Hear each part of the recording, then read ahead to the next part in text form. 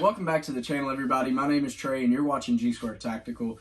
Today we have a very unique, a very old pistol on the channel. If you combine both Gene's age, my age, this pistol still has about 50 years on it. So it's seen a lot. It's been around the block a couple times, probably changed hands as far as ownership is concerned. Who knows how many times.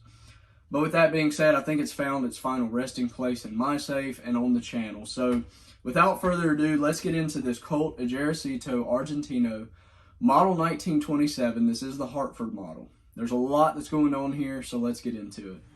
Hey everybody, we're back out here today. Wanted to bring it out here with the boys. It is a little bit cold, but they were hollering at me while I was making the video and were like, hey, make sure these guys subscribe to the channel, make sure they like it. So if you haven't done that already, smash that subscribe button, like today's video, set your alerts because we have a ton of awesome content coming for you guys. We really enjoy making these videos, but the only way we can keep it going is if you subscribe, like, comment, share, really interact with us. We love it, guys. Thanks for watching.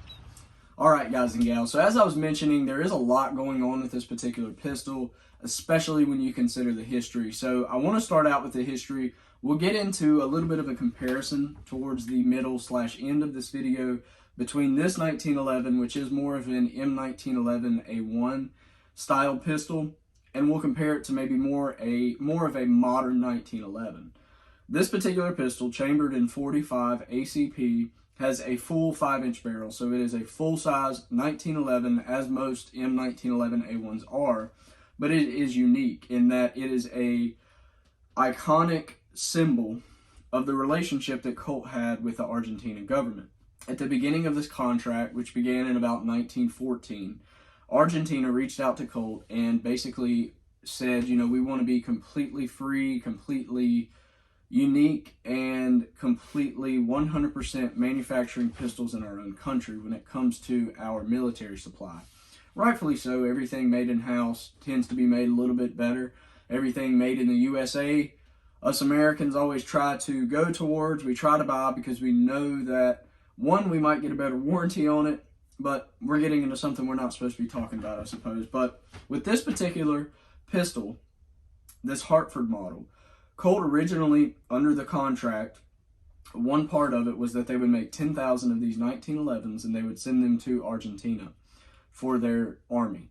This particular model, being the Ejercito Argentino, was specifically designed for the army. However, you will see some other models that were meant for the Navy of Argentina, as well as some other variations, especially once we get closer towards the end of production that was halted in 1966. So overall, there was about 112,000 of these particular 1911s produced, mostly by the Argentina Army, but Colt did produce 10,000 of these. So they produced 10,000 after their first round that they sent to Argentina, which, if I'm not mistaken, was about 5,000 1911s. I'm sure one of you guys will know. But this is one of the, in fact, number 1401 of 10,000 sent to Argentina to their government by Colt. So kind of they had three different things that they were wanting to do in relationship with the Argentina government, one of which was send them these 10,000, and another was to basically train them up, teach them how to make these. Colt's engineers went down to Argentina and basically taught them everything they needed to know about making this firearm. So with that being said, you know, there's a lot of unique features about it in that you have your Argentina crest on the side of the slide on the right hand. You do have your serial number on the top of the slide on the barrel. And I've seen a lot of, after I've been doing some research on this pistol, I've seen a lot of other models that have the serial number engraved right here, right above the main spring housing. This pistol does not have that. However, I am very, very confident that it is one of those original 10,000 Hartford models, in that it has the patented and 1, 2, 3, 4, 5 dates on the side. So I'm confident in that.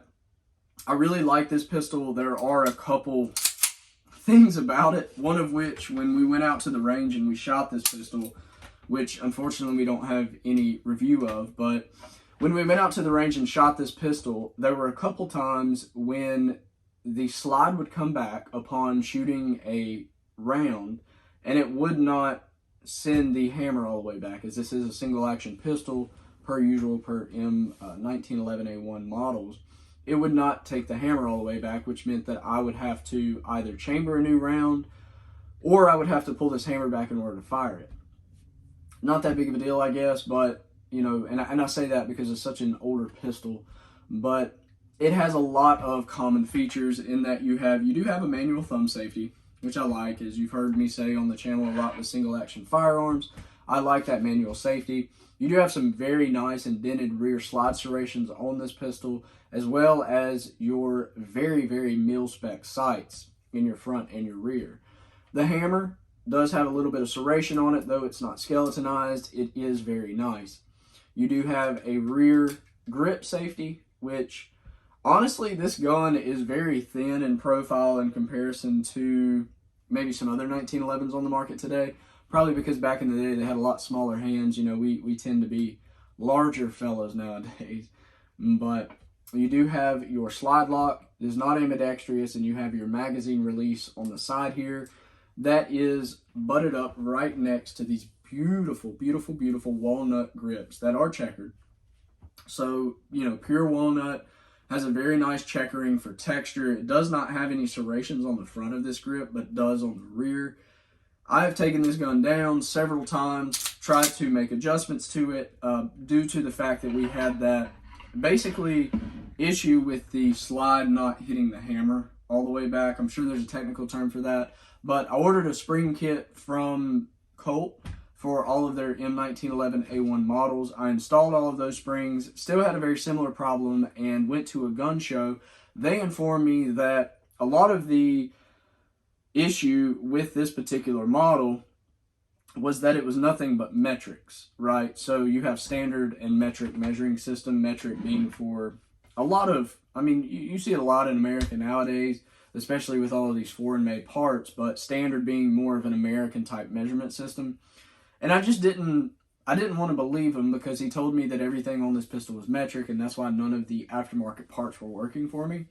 And I didn't want to believe him because this was one of the original 10,000 manufactured by Colt and sent to Argentina. So why would there be a lot of metric use unless Colt was anticipating them using more of a metric type system for their production of their firearms, which I kind of understand, because altogether, like I said, there was about 112,000 of these particular firearms produced by Argentina between the years of 1927 and 1966. So with that being said, getting into the newer firearm, so here we have a Springfield Range Officer Elite Operator.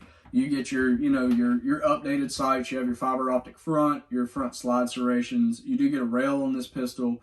So some features that the other models did not come with. You don't really see those beautiful wooden grips on 1911s unless you're specifically buying a mil-spec 1911 in today's market. There are a lot of kind of upgraded features, but this pistol really takes you back to the old school days. It really takes you back to what it was like to own and shoot a pistol in 1927. So I really like this pistol. Kind of a little backstory on how I acquired it. My uncle, he said he had it laying around. He wanted me to check that out along with another pistol that we have in the safe that we will be reviewing here very shortly. If you guys know what this is, comment in the comment section below. But we will be reviewing this one as well. But with that being said, you know, he kind of gave these to me, was like, hey, clean them up. And the action on this one, he wanted to use them for personal defense. The action on this one was too hard to manipulate, rightfully so. The slide is absolutely atrocious. Probably because it hasn't been fired that much, that recoil spring is just, it's very tight. And with this particular firearm, not really something you want to trust your life with, as it does malfunction every once in a while with that hammer issue. So with all of these factors taken into consideration, I'm very thankful for this pistol. I'm glad that I got to review it with all of you, and I'm glad that I get to place it in the safe for the rest of its life, hopefully. We'll see what happens. But with that being said, please subscribe to the channel if you haven't already. Comment down below. Like this video if you enjoyed it. And stay tuned for more content. Thanks, guys.